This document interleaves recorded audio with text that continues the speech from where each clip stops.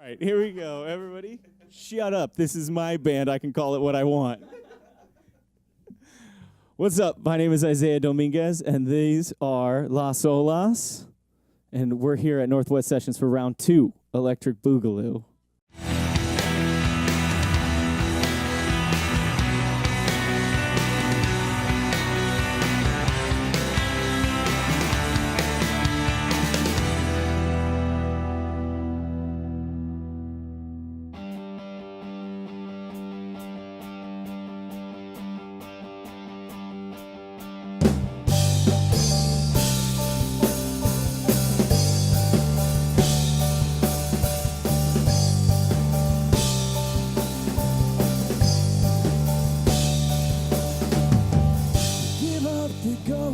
I'm running down the west coast to you. You told the line in your bare toes of the sands, carpinteria. Wake up to the false alarms going off in your head saying you're not young enough to be lost, be lost, be lost again.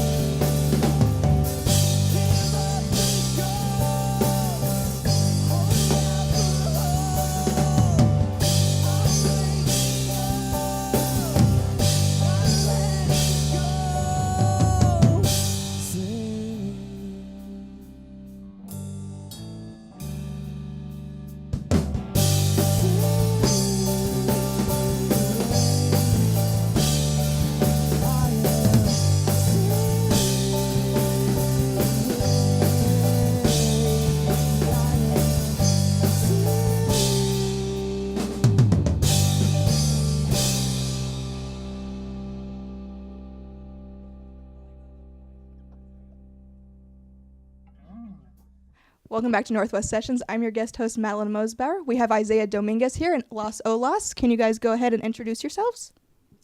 Yeah, my name is Albert Mills, and I play bass. My name is Isaiah Dominguez, and I sing and play guitar. My name's Jim Hartnett, and I play keys. My name's Corey Robeson, and I play drums. So how'd you guys get to know each other? How'd you guys become a good band? Well, it's a very long and twisted story that starts with a Craigslist post and ends with all of us here in Maryville, Missouri, I suppose. I'm originally from Seattle, Washington, and I was looking for musicians to hang out with when I moved to Omaha, probably, 3 years ago? 2.5 years ago. I moved to Omaha, and I was looking for musicians to jam with, so I literally did post on Craigslist and met up with some musicians through Craigslist, which is probably the number one thing you're not supposed to do. Yeah, I don't think you're supposed to do that at all. Yeah, I don't encourage meeting people off of Craigslist. I'm gonna go ahead and say that I don't encourage that. Yeah, honestly, if I was you, I would not have gone into my basement that day. Yeah, I'm not gonna lie. Okay, it's not a good decision. But it brought all of us together, and through a mutual friend, I met Albert, and through Albert, I met Corey over here, and through the same mutual friend that I met Albert with, I met Jim threw. I just showed up someday. And He was just like, "Hey, I play piano," and I was like, "Well, we need one of those." He was like, "Sweet, I worked. brought mine." All right, sounds great. So you described your sound as a nostalgia-tinged rock and roll. What does that mean? Nostalgia tinged rock and roll. It was like something that I came up with because I feel like a lot of my music kind of has a classic rock flair to it, but I had been told, or I'd been like consulted in the past, never to call something classic because that means that it's already been done. And a lot of like my lyrical content and a lot of just the things that I write about and ruminate on as an artist are things that have happened in the past. And I think that a lot of us look back at the past with either like rose-colored glasses or not in the most. I feel like when you look back, you have like the most evoked emotional response from like memories that you've had, like the same reason why some of us lay awake at night and think about literally every single embarrassing thing that you've ever done in your entire life. When you look back, I feel like it evokes just like a really powerful emotional response. And so the nostalgia aspect of it, I felt like covered both the like having kind of a classic rock tinge while also kind of evoking that emotional tie that you have to a memory. Yeah, awesome. So growing up in the Pacific Northwest, do you think that influenced your sound at all? I get that question all the time, honestly. Everybody, when they interview somebody or when they talk about an artist who plays like rock and roll who's from the Pacific Northwest, every like Northwest music blog and like newspaper always wants to compare you to like Nirvana or any of the grunge bands that came out of the Northwest in the 90s. And I feel like it's really hard not to say that you were influenced by that, because there was definitely a period like when I was in middle school and super angsty and listening to Nirvana every single day and like moshing on the trampoline with my friends, which is probably something that I shouldn't admit on like a interview. Definitely not. Yeah, No, should have kept that to Am I- yourself. I'm down to mosh on a trampoline later tonight if you are.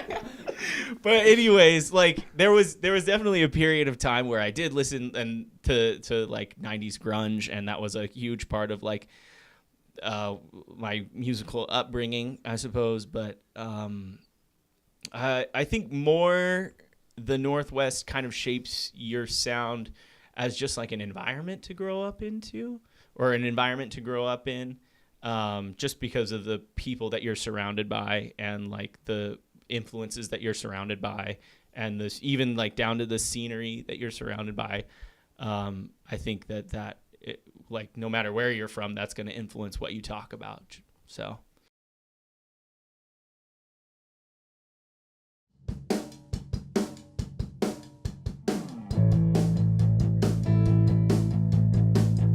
Oh, oh, oh, oh, oh.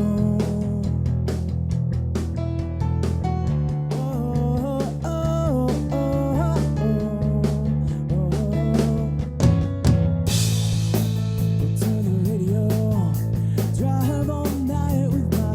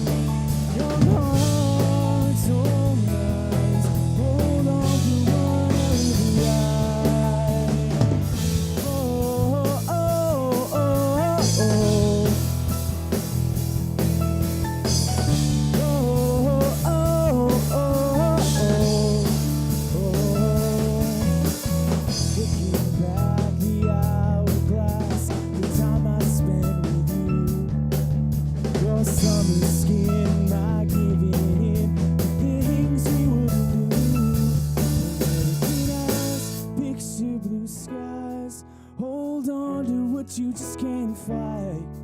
Young hearts or minds, hold on for another ride. Green eyes, fix your blue skies, hold on to what you just can't fight.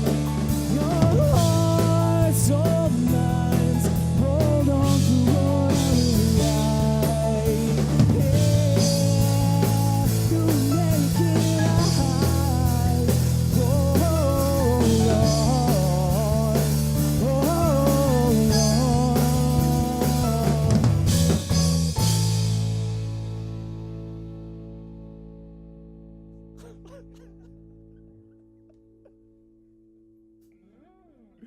Now I'm just going to do it at the end of every song. So for all you guys, are there any musicians or experiences that got you into music? I mean, my like 90-year-old piano teacher, basically, when it was way back in the day. Making that jump though and playing with like Isaiah and these guys, I think it's been just kind of a journey. You find some like really talented guys. You're able to play with them and stuff and kind of keep up, and that just feeds into itself. So definitely what you grow up hearing from Ben Folds, Elton John, from me on the keys, but being able to actually create that live and create art, I think is really cool. Yeah, I just kind of started the whole like classic. I was like 8, and I was like, oh, girls like musicians. I should learn to play an instrument. And it wasn't, any kind of like magical thing where I saw somebody and was like, wow, I want to do that. But it kind of turned into from there, something that I immediately realized was, oh, even though I kind of went into this without the best intentions, I guess, per se, for the music, I kind of Yeah, that's going to sell real well. Yeah, right. I pretty instantly fell in love with it, and it's just kind of like what Jim said. It's been a journey from there. So, I think for me, like Albert said, I don't think there was any particular person or thing that sparked me into doing it. It was just kind of I was testing the waters, seeing what my interests were. But I think overall, probably one of the biggest influences on me was an instructor of mine named Dana Murray. He's a world-renowned jazz drummer, and he really pushed me in high school to just like grow and develop and practice and put the time in. So I would say he probably had some of the biggest influence on me playing how I do today and being who I am today. So Awesome. Nice.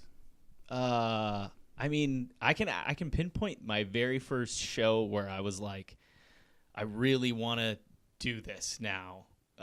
It was for a band called Smithfield, which nobody probably knows who that is because they didn't go anywhere and they weren't like they were locally touring, I think, and we saw them in like a school like portable. I don't know if that translates out here, but it's like a trailer that you have school in, which is gonna make me sound like I come from like some really weird. But it's like a mobile school like house, I suppose. And we went in there and we saw this band called Smithfield, and I remember getting ready to go to that show and like being concerned about like, oh, what do you wear to a rock and roll show? Oh, what can I expect at this like rock show? And like getting there and like in retrospect, it was like a room no bigger than the one that we're in right now, but it was like 50 kids, which probably was breaking fire code. And I remember like the lights and the haze and like the guitars being so loud and the drums just like you could feel it in your chest and just like having that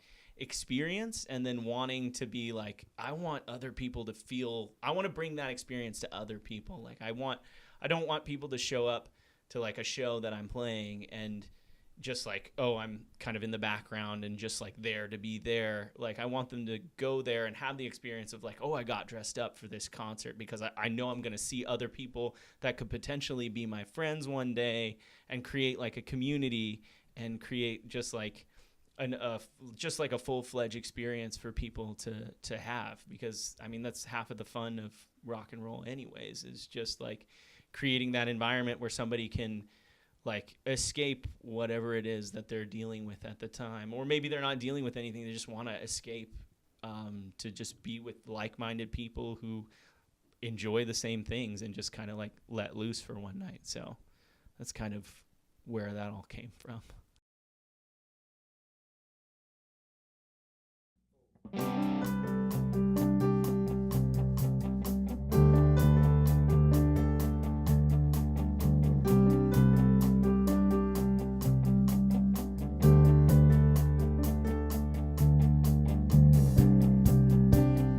Jesse's in the front yard, dancing in the sprinklers, singing all her own songs, acting like she never heard the world was gonna tear her apart. She's young, she's wild, but she's got all of the heart that it takes to make you believe. That's how it is when you're young. We did it all on the run. Yeah, yeah, we live at 100 miles an hour. Every day we down to the backwards. We gotta keep our hearts away from the matches we're burning up.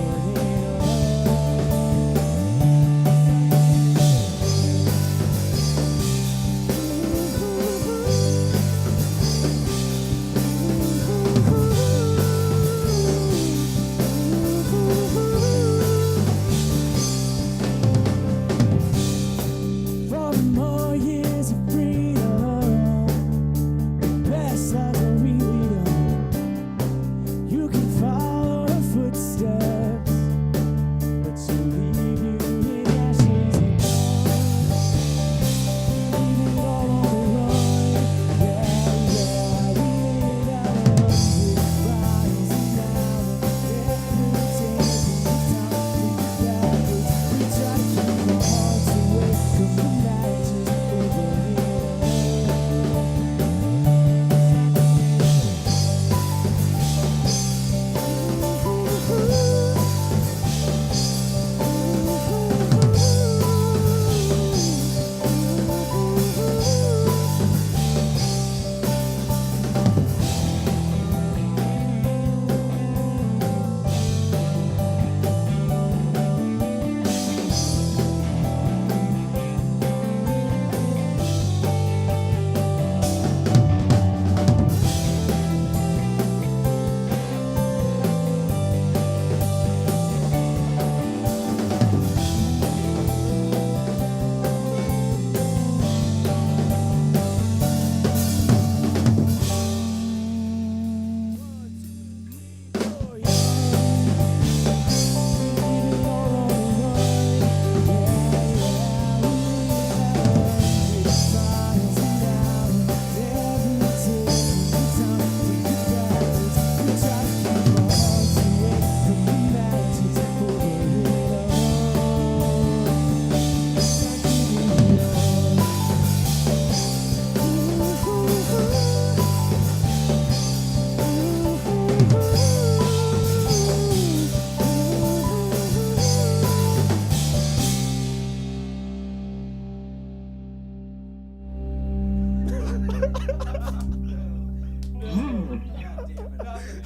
from the matches we're burning up. Did you really have to dab on? Did you have to? The answer is yes. That's not televised. I don't want anything. Yeah. Pack it up. That's as good as it gets. There is no. So how have you managed to like kind of make a name for yourself and create that fan base you guys have? Oh gosh, have we made a name for ourselves? We've got how many in here now? So Yeah. y'all are Isaiah coming to the Dominguez pub plus later, Las Olas. right? Isaiah Dominguez plus Las Olas. I don't know. Just like I don't know. It's hard to say that you have a fan base, but like the people who care about my music are people that I think I don't think. The people that care about my music are people that I genuinely care about. And it's more than just like I care about them because they buy a record and they like fund the next musical endeavor, but more like when you write songs and you record them, you invest all of this time and energy and basically exhaust yourself in order to like emotionally and physically, and you like get lost in your own like head and you forget to eat, and it's like months and months. This is what I just like went through with my new record that's coming out, but you just like exhaust yourself. You make decisions, you hate them, you make different decisions, you like them a little better, but you don't, you doubt yourself. You kind of like lie awake at night and you listen to these songs and bash them like into your head to the point where you hate everything that you ever create and you're like, I'll never be an artist. But once you release them and somebody gives you that like positive affirmation, it's almost like you've shared a piece of your just heart, which sounds totally just like bad. I don't know, but it's like you've shared you share this emotional and like tangible connection through the music, and like it's hard not to appreciate that. It's hard not to be like, I'm so stoked on you enjoying something that I spent so much time creating. And like, I don't know, I think that caring about the people that care about your music is like a really good way to like build that community. So yeah. Finn. Okay, so the next one's kind of weird, but so creeping on your Instagram. Mine or The shirtless everyone's? ones? You have a lot of videos and photography, so I want to know, like, how'd you get into videography and photography? I got into it because nobody would do it for me. Honestly, that's what a lot of this is a lot of what I've done like in my musical career and in my creative career is the like fake it till you make it kind of thing. Like you need somebody to take pictures of stuff so that you can like release it as content and like attach something to it, or capture a moment. And you're not going to like bring anyone along with you, so you just kind of learn how to sit there with a camera, and you take like 3 years of terrible pictures that you never want to show anyone, and then all of a sudden you start looking at your pictures and you're like, man, that one turned out really well, and the next one turns out even better, and the next one turns out even better. And it's the same thing with videos. It's like, oh, I need to make music videos, or I need to make a video where I can kind of give a sneak preview of one of my songs, or I need to like do something with a video. And it's like, I don't have the funds to like pay for a professional videographer to take care of that. So you go out and you shoot videos on your iPhone, and then you get a stabilizer for your iPhone, and then you get a real video camera, and then you get a stabilizer for your real video camera, and then, I don't know, everything kind of progresses from there. And it's kind of the same journey. Like you suck until you don't, and then you're like, awesome.